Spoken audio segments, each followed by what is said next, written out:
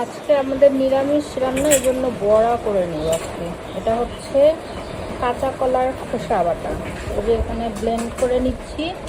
এটার সাথে আছে হচ্ছে ডাল, আর পাশে হচ্ছে চালের গুঁড়া।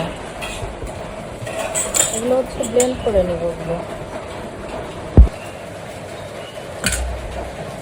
এই যে আমাদের বাটা হয়ে গেছে, এখন নামিয়ে নিচ্ছি।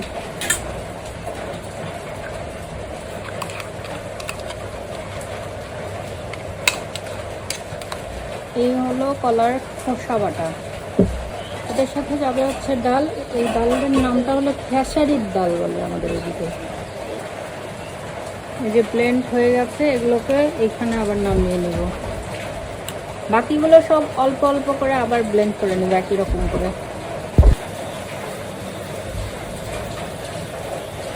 এখানে দুই ধরনের বড়া আসলে হবে, আইটেম বড়ার। একটা হচ্ছে ঝোলে দেয়া, আর একটা শুধু বড়া, ভেজে নেওয়া বড়া। দুই ধরনের বড়ার জন্য যে ভাগ করে নিলাম। আর হচ্ছে যেগুলোতে শুধু বড়া হবে, সেই বড়াগুলোর এই যে ডাল যেটা হবে সেটা হচ্ছে একটু বেশি মিক্সড হবে না, একটু দানা দানা থাকবে। এগুলো হচ্ছে শুধু ডালে মানে আলু দিয়ে করার জন্য বড়া দেয়া। আর এটা হচ্ছে কলার ছাল খোসা যেটা আছে, সেই খোসা সহ এই ডাল, দুইটা দুই রকম বড়া।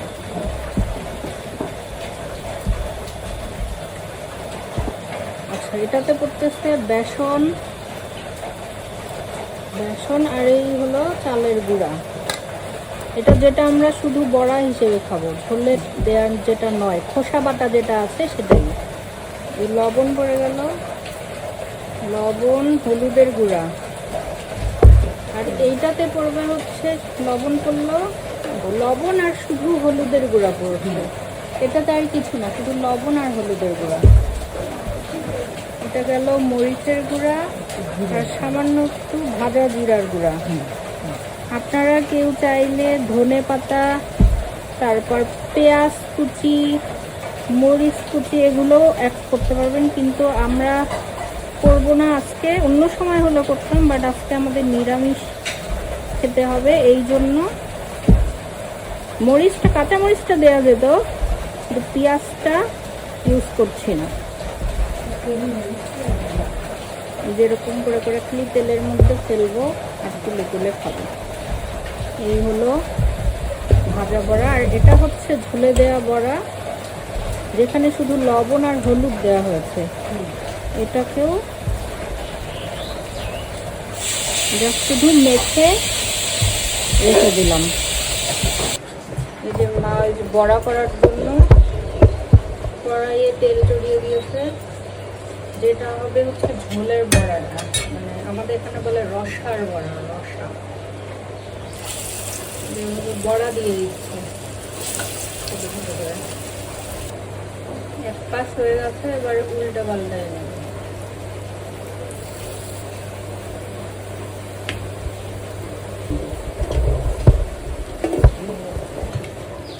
নামিয়ে নেওয়া হচ্ছে। এখন এই বড়াগুলো ওরকম করে আবার ভাজবো, অল্প করে দিয়ে দিয়ে। যে ওই কড়াইয়ের মধ্যে এখন হচ্ছে আলুগুলা দিয়ে দিবে।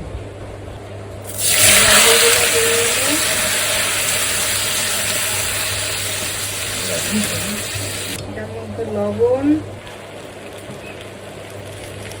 এবার করলো গুঁড়া মরিচ, শুকনা গুঁড়া মরিচ, ভাজা জিরা গুঁড়া, ধনে গুঁড়া দিয়ে এখন সুন্দর করে নাড়াতে হবে।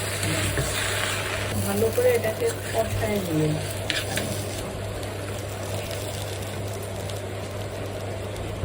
কষানো হয়ে গেছে। এখন হচ্ছে যে জল দিয়ে দিল।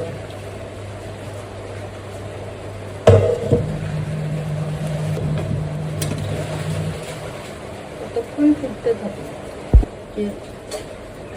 ফুটে উঠেছে তরকারিটা। এবার এই বড়াগুলো সব দিয়ে দিলাম।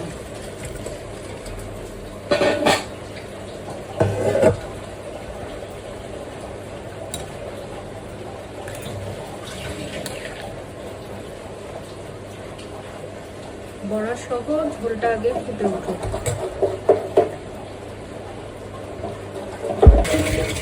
ঝোলটাকে বড়া সহ নামিয়ে ফেলতে এটাকে ঢেলে রেখেছে, আবার পরে ফোড়ন দিবে। ফোড়ন দেওয়ার জন্য কড়াই চড়িয়ে দিয়ে প্রথমে আগে শুকনো মরিচ দিয়ে দিয়েছে, এরপর গেল তেজপাতা, এই যে তেল করলো, এগুলো খুব লাল লাল করে ভাজা ভাজা হবে। একটা জিরা, এই যে পড়ে গেল।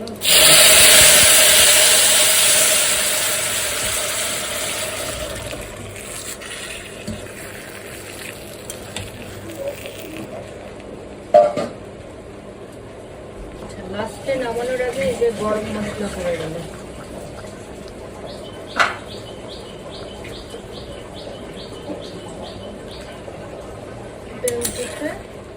এখন নামিয়ে নেওয়ার পালা।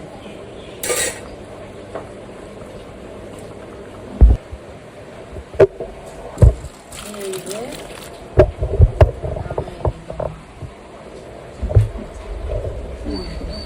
এই হলো আলু দিয়ে ডালের বড়ার ঝোল।